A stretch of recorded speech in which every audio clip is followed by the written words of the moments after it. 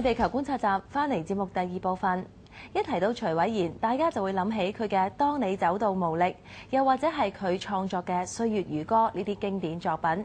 徐偉賢愛音樂之餘，更愛神，一直都致力創作好多福音嘅音樂，而將人帶到神嘅面前，修補一顆一顆破碎嘅心靈。而佢全新嘅大碟《Never Say Never》就更加鼓勵大家面對困難，千祈唔好放棄。難關要用你學懂得不需靠兩手，亦會勝過迷失了或失足，不需灰心與恐慌，憑信心交代。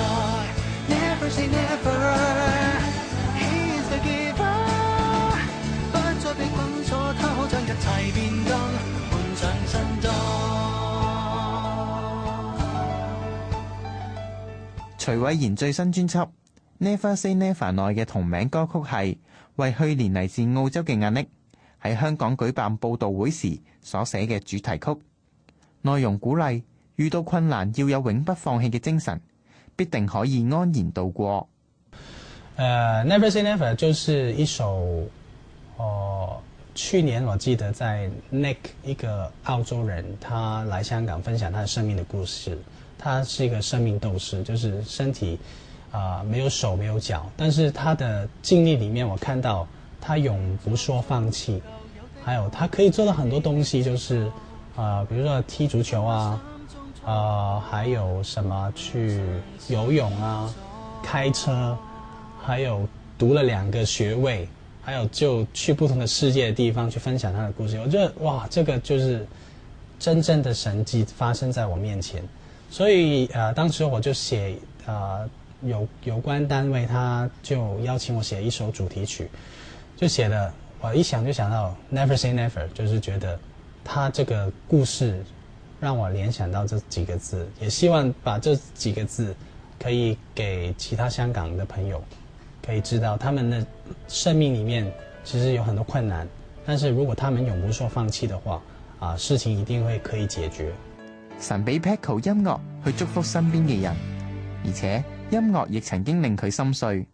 然後當我大概中五畢業之後，然後開始讀音樂，進入這個演藝學院裡面，然後當時就覺得很開心，因為可以進入一個比較專業的一個音樂學院裡面讀古典音樂，然後當時就開始覺得很大的壓力，因為進去的時候要面對很多演出，還有就是因為我算是比較晚開始學鋼琴，所以進入演藝學院訓練的時候就覺得很辛苦，因為每一天的練習，比如說就是一天要練起碼就是8個小時，然後最困難的地方就是我練8個小時就不一定有8個小時的效果，然後當時就覺得很沮喪。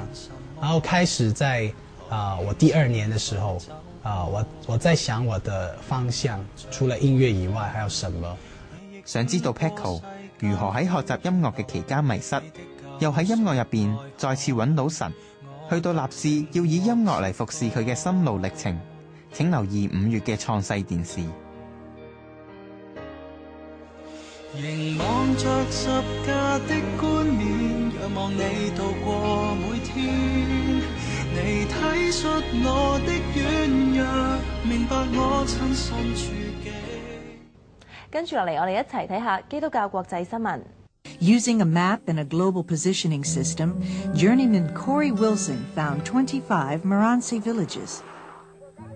Once exact locations were made, individual journeymen moved alone into various villages to begin work. Even the most willing of spirits found the work emotionally challenging. Temperatures reach 110 degrees here every day. There's no electricity, no running water, no air conditioning. You're basically living off the land, and it's very hard. Loneliness, being by yourself in the village. I'm crying. And there are days where you cry. Yet, the journeymen found that this life of discomfort and struggle bonds them with the Marantse, who also barely exist in their surroundings. Little rain, poor soil, and insufficient food leave them open to hunger, sickness, and suffering.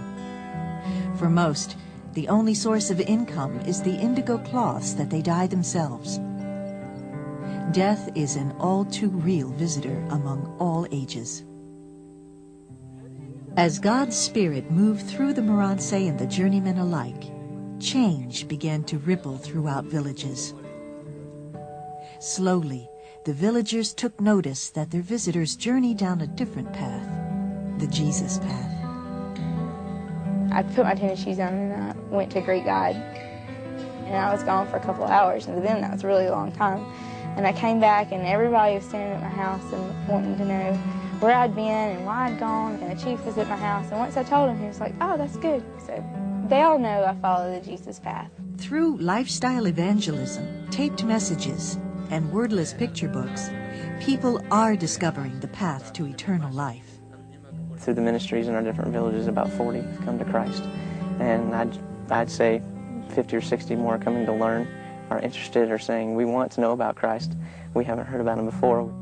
Just as droplets on a pool cause ripples to intertwine, so have been the lives of the Moranse and the journeymen. There's no man who's not a Christian. He calls himself my father. I mean, I'm theirs. Like they say, when I go to market and people say Nasada, which is the Mosi word for a white person, they'll take up for me and say, she's not Nasada. She's Moranse. She's Tanlargo's child.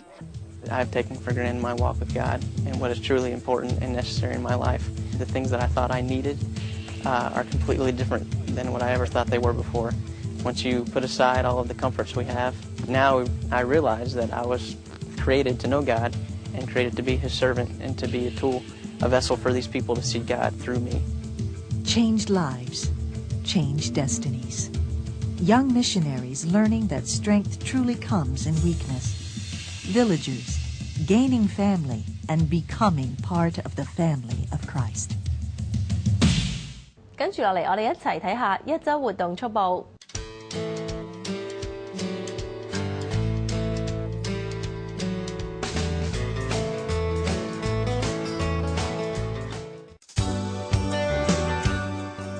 港島中區嘅香港浸信教會即將舉行嘅新一季查經，是次查經主題為利未記，上課時間為2009年4月23號至6月18號，逢星期四嘅早上9時30分至11時30分，費用全免。報名詳情可以瀏覽該會網頁或致電27942374向黃小姐查詢。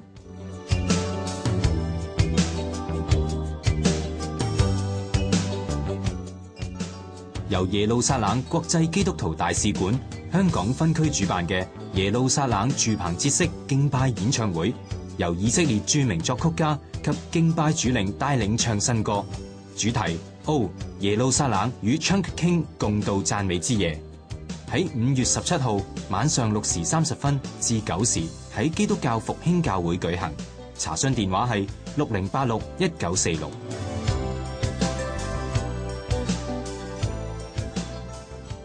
如果你想睇返愛地球嘅精彩片段，又或者係文字版嘅報導，歡迎你瀏覽我哋嘅新聞網站創世時報 www.creationtimes.com， 又或者係致電我哋嘅報料熱線22096237同陳小姐聯絡。